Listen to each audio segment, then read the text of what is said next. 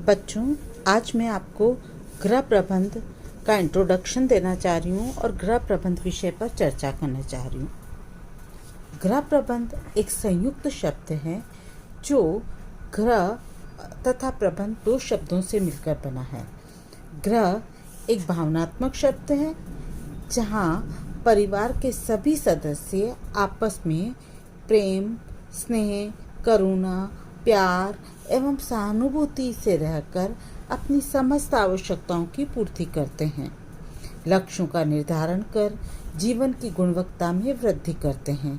परिवार के सभी सदस्य अपने सुख दुख के क्षणों में एक दूसरे का सहयोगी बनकर व चिंता मुक्त होकर जीवन यापन करते हैं तथा सुख एवं शांति का अनुभव करते हैं। आपसी प्रेम व संयोग से व्यक्ति कर्तव्यनिष्ठ, परिश्रमी, ईमानदार एवं लगनशील बनकर शारीरिक व मानसिक विकास करते हुए अपने चरम लक्ष्यों को प्राप्त करते हैं। इसी प्रकार हम प्रबंध के बारे में चर्चा करें तो हम कह सकते हैं कि प्रबंध भी एक व्यापक शब्द है जिसका उपयोग घर में, व्यवसाय में, उद्योग जगत में कई अर्थों में किया जाता है। प्रबंध एक मानसिक प्रक्रिया है जो अनिवार्य हर एक घरों में परिवार के सदस्यों द्वारा संपन्न की जाती है। सरलतम शब्दों में कहा जा सकता है, प्रबंधन का अभिप्राय विचार पूर्वक की गई व्यवस्था से है।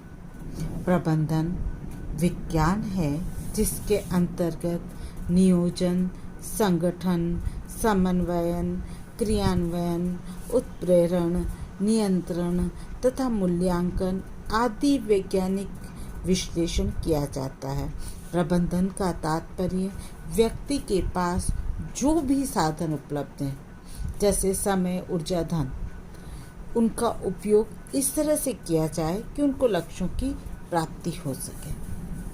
अच्छा, गृह प्रबंधन की परिभाषा के संबंध में अगर हम चर्चा करते हैं तो हम ये कह सकते हैं कि हम सभी गृह प्रबंध का प्रयोग दैनिक जीवन में करते हैं तथा सामान्यतः प्रत्येक व्यक्ति इसके अर्थ से भी परिचित है, परंतु फिर भी इसके अर्थ को स्पष्ट करना आवश्यक है।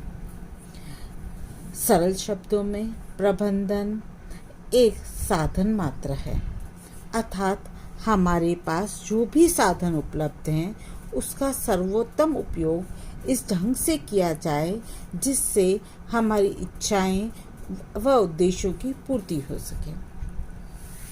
विभिन्न विद्वानों ने विभिन्न तरीकों से विभिन्न अर्थों में गृह प्रबंध को परिभाषित किया है और इसकी परिभाषा इस प्रकार है। सबसे पहले हम गुड जॉनसन की परिभाषा को डिस्कस करते हैं। उन्होंने कहा है, गृह प्रबंध सभी देशों में पाया जाने वाला सबसे अधिक सामान्य व्यवसाय है जिसमें अधिकांश व्यक्ति कार्यरत हैं व अधिकांश धन का उपयोग किया जाता है तथा यह व्यक्तियों के स्वास्थ्य की दृष्टि से महत्वपूर्ण होता है। ठीक है बच्चों, इसमें उन्होंने सामान्य परिभाषा दी है, परंतु ग्रॉस एंड कैंडल ने इसे और अच्छे से समझाते हुए कहा है कि गृह व्यवस्था एक मानसिक प्रक्रिया है जिसमें पारिवारिक साधनों का उपयोग करके हम आयोजन, नियंत्रण, मूल्यांकन के द्वारा पारिवारिक लक्ष्यों की प्राप्ति करते हैं। ठीक है बच्चों, फिर इसके लिए उन्होंने एक डायग्राम भी बताया है जो आपके समक्ष प्रस्तुत है। ठीक है, अब इसी को आगे निकल एंड डॉर्सी ने भी समझाया है। उन्होंने कहा है, गृह प्रबंध आयोजन, संगठन, नियंत्रण एवं मूल्यांकन की वह क्रिया है जिसका उद्देश्य पारिवारिक लक्ष्यों के प्रयोग से वापस में डिस्कस करती हूँ। गृह प्रबंध आयोजन, संगठन, नियंत्रण एवं मूल्यांकन की वह क्रिया है जिसका उद्देश्य पारिवारिक साधनों के प्रयोग से पारिवारिक लक्ष्यों की पूर्ति करना। इसे राजमल पी देवदास ने भी परिभाषित करते हुए कहा है, गृह प्रबंध में पारिवारिक लक्ष्यों को प्राप्त करने हेतु पारिवारिक साधनों का उपयोग से संबंधित निर्णयों को सम्मिलित करते हैं। इन्होंने क्या किया, गृह प्रबंध की तुलना एक बांध से की है और उनके अनुसार गृह व्यवस्था एक बांध के समान है जिसमें साधनों को नियमित किया जाता है। जिस प्रकार बांध बनाकर वर्षा के जल को एकत्रित किया जाता है और फिर पूरे वर्ष नगरवासियों को नियमित जलापूर्ति की जाती है तथा खेती बाड़ी का कार्य किया जाता है जिससे अन्न जल संकट उत्पन्न नहीं होता, ठीक उसी प्रकार गृह व्यवस्था में साधनों अर्थात समय, धन, ऊर्जा, भौतिक वस्तुओं को बांध के रूप में एकत्रित किया जाता है तथा इसकी सहायता से परिवार के प्रत्येक सदस्यों के लक्ष्यों और उद्देश्यों की पूर्ति की जाती है।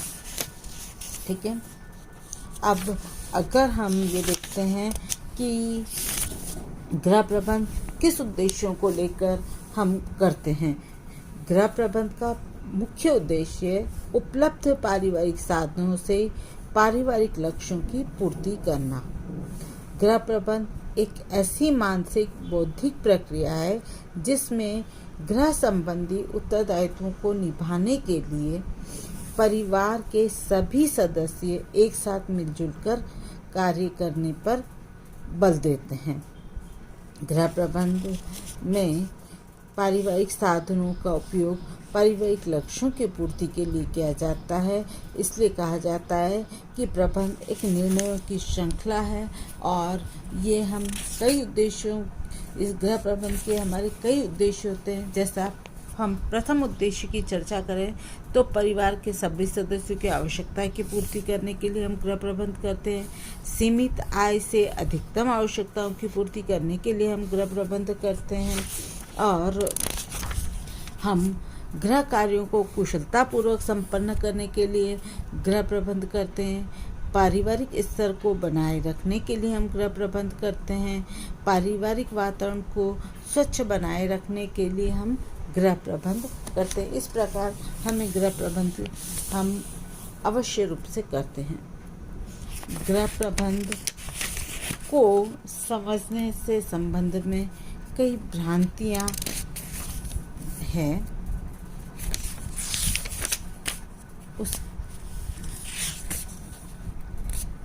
उसमें प्रथम भ्रांति है कि प्रबंध एक साधन मात्र है, साध्य नहीं।